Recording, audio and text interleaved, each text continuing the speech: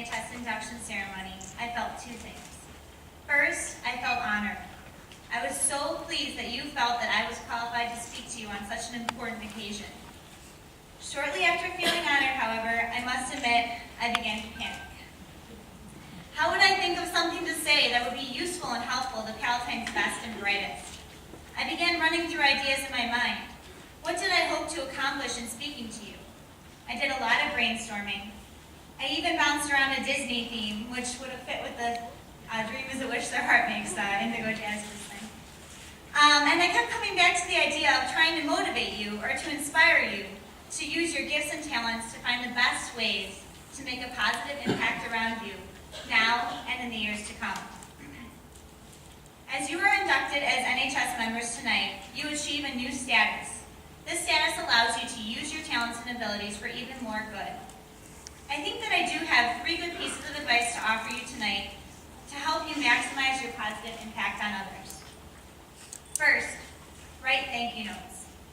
I know this seems like a silly and trivial piece of advice, but you would be surprised how far a simple expression of your gratitude goes. In our fast-paced world, I think the art of having good manners has sometimes fallen by the wayside.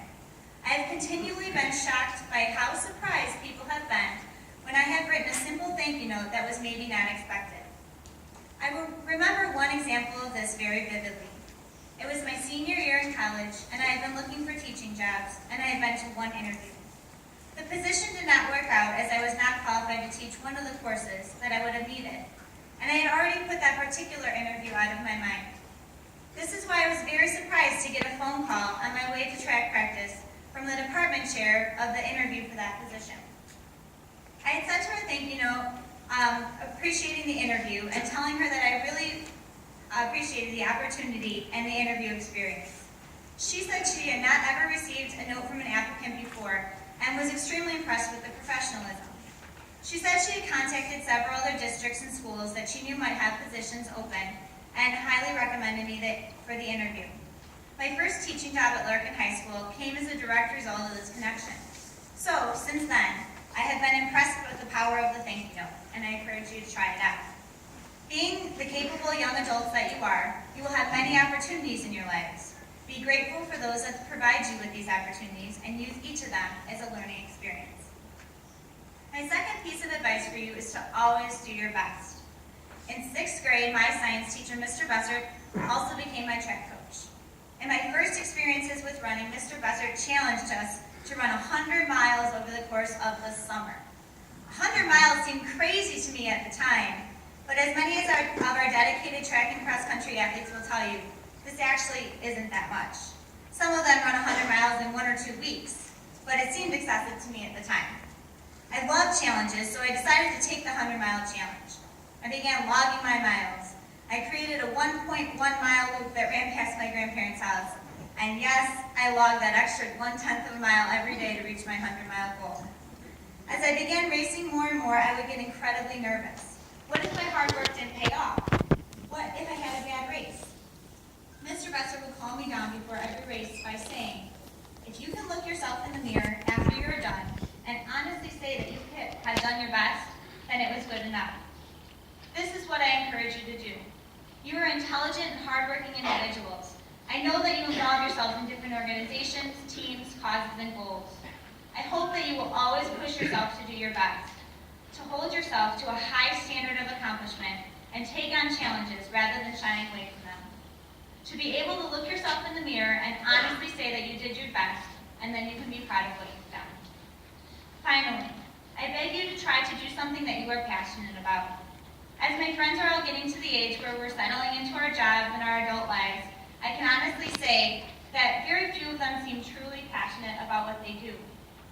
Many of them complain about their jobs and talk about how they have to just try to get through another week. I hope you all can tell that I love what I do.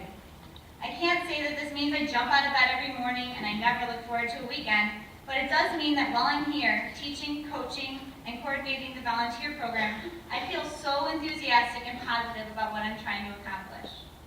Please take some time to try to really find what that passion is for you. To find ways to work that passion into your life so that you can look forward to the days rather than count them down. Use that passion to help those around you. If you can't be in a career where you're using your passion every day, I would encourage you to volunteer in a way that you can use your talents and abilities. There are so many different organizations and ways to volunteer, with people, with the environment, with planning events, planning fundraisers that allow charities to do their work. There's undoubtedly some way to do what you are passionate about for a good cause and to make a positive impact on those around you. These things will not often fall into your lap, so don't be afraid to seek them out or use your creativity and leadership to find something new. Those around you will instantly be able to tell that you're passionate about what you are doing, and they will be positively affected. Just like I hope that through my enthusiasm for teaching and coaching, I have positively affected at least a few of you here tonight. Thank you so much for giving me this opportunity to speak to you tonight. Please use your new status as an NHS member to make positive contributions to those around you by always displaying your gratitude for opportunities, doing your best, and finding your passion. I can't wait to hear about where that leads each of you, because I know it will lead you to positively impacting your world. Congratulations.